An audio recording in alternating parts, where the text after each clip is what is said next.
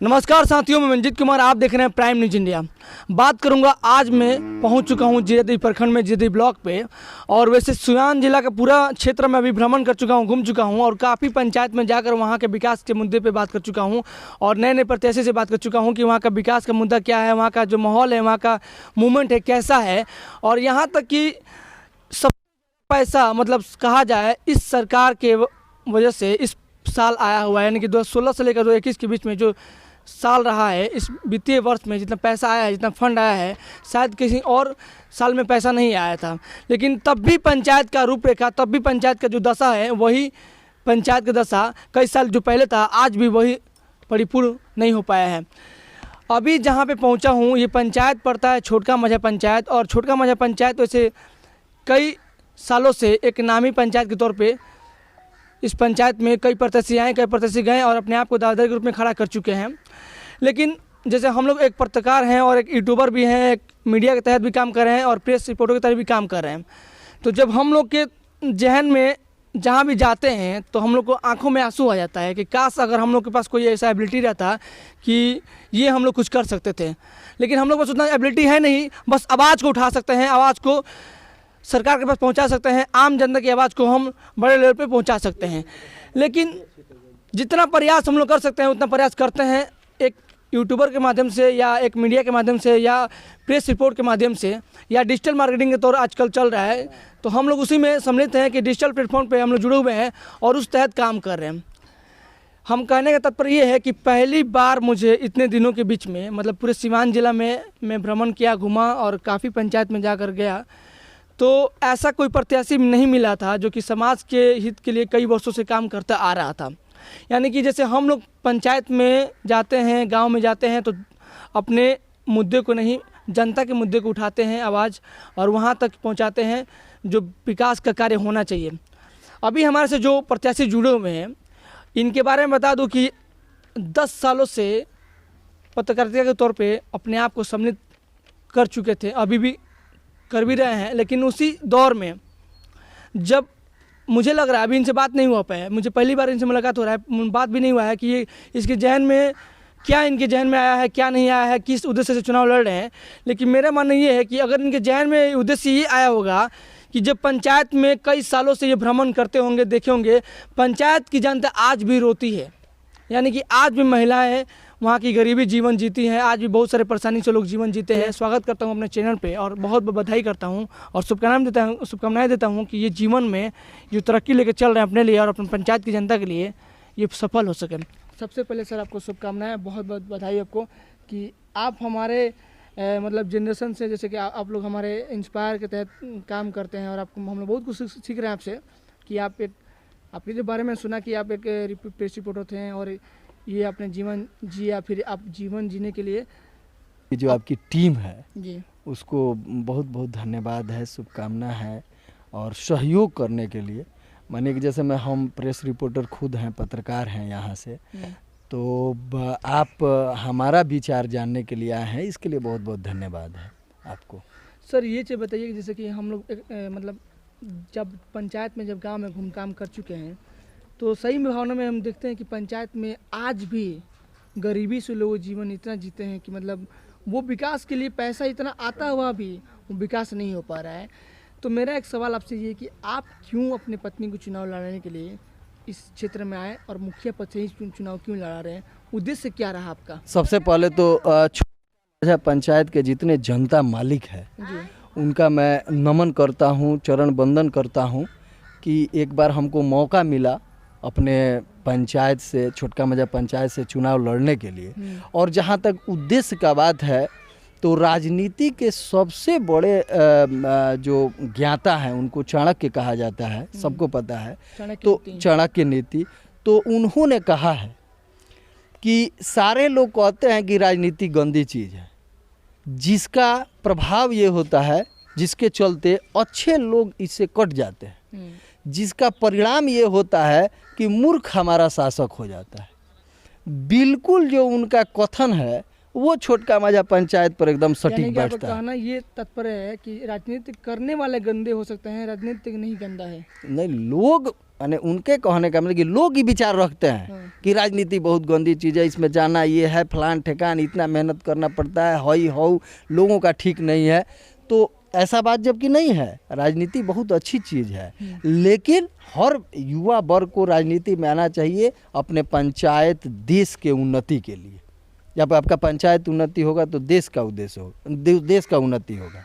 उद्देश्य है हमारा छोटका माझा पंचायत से चुनाव लड़ने का कि छोटका माझा पंचायत में विगत 5 वर्ष में, इससे पहले जब से त्रिस्तरीय पंचायत का चुनाव हुआ है तो एक बार विद्यापति सिंह यहाँ से मुखिया थे, दौर ठीक था, उस समय इतना फंडिंग वंडिंग नहीं हो रहा था। उसके बाद से यहाँ से माननीय सीट रिजर्वेशन हो गया तो संध्या देवी मुखिया थी, वो भी दौर अच्छा था, उसमें कुल टीचर उचर का बहाली हुआ, 18 टीचर यहाँ छोटका माझा में उस दौर में बहाली हुआ। उसके बाद से जहाँ हम बैठे हैं जिस दरवाजे पर, हमारे भूतपूर्व मुखिया हैं अली आवास जी, जो कि हमारे साथ यहाँ पर बैठे हुए हैं। अच्छा। ये 5 वर्ष मुखिया रह चुके हैं। तो ये जितना दौर है, हाँ, ये जितना तो दौर ये है, आपको समर्थन दे रहे हैं? हाँ, समर्थन क्या कहा जाए, विचार है, विचार हमारा उनका मिलता है, या फिर जो अच्छे लोग हैं वो अच्छे लोग के विचार को सुनते हैं, समझते हैं, वही समर्थन है। तो हम उन्हीं के दरवाजे पर यहाँ पर बैठे हैं, संजोग से आपसे भेंट हो गया। तो ये जो दौर था, स्वर्णिम दौर था इस छोटका माझा पंचायत के लिए, जब ये मुखिया थे। जितना आप छोटका माझा में इन किए होंगे तो जो भी नाला या सड़क जो भी बना है इन्हीं के दौर का बना हुआ है। कब दौर था? वो दौर कौन था? वो दौर था 2016 से पहले, 2011 से 16। हाँ, 2011 से 16 का जो दौर था वो छोटका माझा पंचायत के इतिहास का सबसे स्वर्णिम युग था। उसके बाद से फिर 2016 में चुनाव हुआ तो हमारे जो प्रतिद्वंदी हैं, एक तरह से कहें प्रत्याशी हैं, या फिर अभी वर्तमान में मुखिया राम पुकार चौहान की पत्नी धर्मशिला देवी, वो हैं। इन जितने दौर है इसमें से सबसे अस्वर्णीय कहा जाए, सबसे कम वर्क, सबसे काम के प्रति जो रुझान होता है प्रत्याशी का, वो बिल्कुल नदारद था। और कोई भी छोटका माझा में विकास का कार्य छोटका माझा में आप देखेंगे तो इन 5 वर्षों में नहीं हुआ है।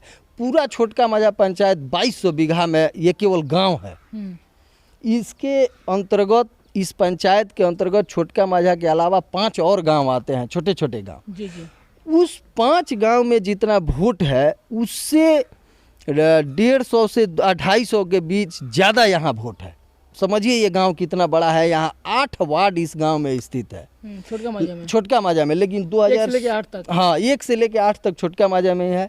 तो इन 2016 से 2021 तक, माने अब तक जब चुनाव में जब हम लोग हैं, इस पूरे छोटका माझा गांव में मात्र 2 वर्ग हुआ है, वो भी नाला का। 2 नाला बना है, वो भी कहाँ बना है, जहाँ की रिलेशन के लोग हैं कुछ, वहीं पर, वो भी अपूर्ण है। यहाँ पे आपसे पूछेंगे हम, जैसे कि आप भी इस लाइन से बिलोंग करते हैं जिस लाइन से हम लोग बिलोंग करते हैं, और हम लोग महज पूरे सिवान जिला या छपरा भी हम लोग काम कर चुके हैं, या गोपालगंज भी काम कर चुके हैं, लेकिन 90% बात करूं कि 90% मतलब पंचायत का वही रूपरेखा है जो पंचायत का मतलब रूपरेखा यहाँ का भी है कि काम ही नहीं हो पाया। जैसे कि फंड का बात करूं, जैसे कि सबसे ज़्यादा फंड, मैं पहले बता दूं, सबसे ज़्यादा फंड इस दौर में आया है, नाला का है, नाली का है, कुआं का है। देखिए, फंड आपको बता देते हैं, फंड की बात नहीं होती है, न पैसे का कोई सरकार के पास कमी है, न फंड का कमी है।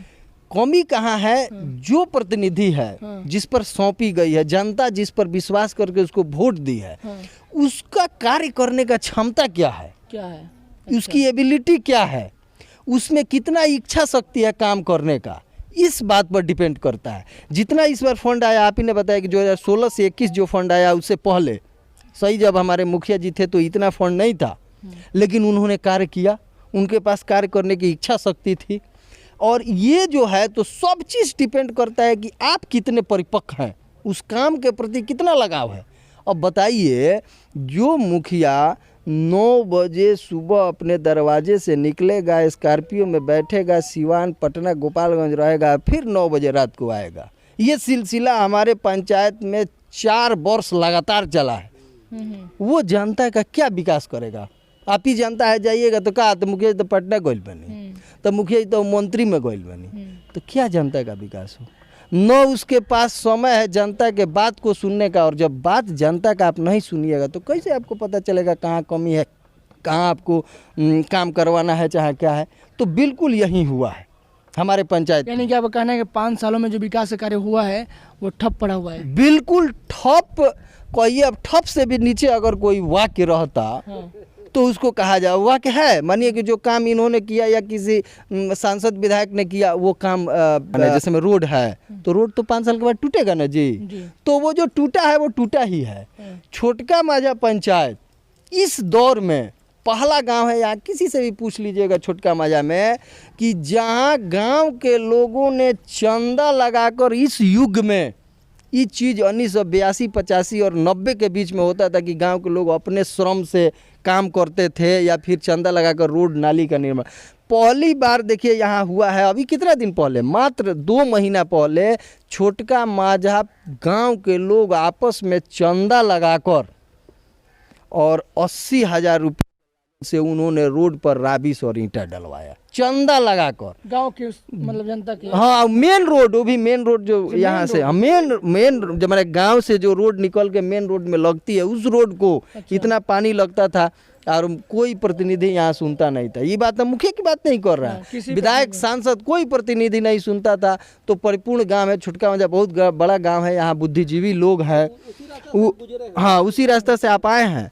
तो वहाँ इन लोगों ने निर्णय लिया, उसके बाद से चंदा लगाया, और चंदा लगाकर हमारे सामने, उसमें रिपोर्ट भी हम चलाए थे, ATN लाइव पर चलाए थे, वहाँ लोग चंदा लगाकर राबिस गिरवाए, ईंटा गिरवाए और फिर ऊपर से थी करवाए। सर, तो साथियों देखा कि बात की ग्राम पंचायत छोटका से, और यहाँ पे हमारे साथ जुड़े हुए थे भावी मुखिया प्रत्याशी के पति, जो कि एक ऑलरेडी प्रेस रिपोर्ट के तरफ पे सम्मिलित हैं, और ये इस बार मुद्दे लेकर आए हैं कि भाई पंचायत में, गांव में जो समस्या रहा 5 सालों का जो दौर रहा, वो समस्या आज भी बना हुआ है।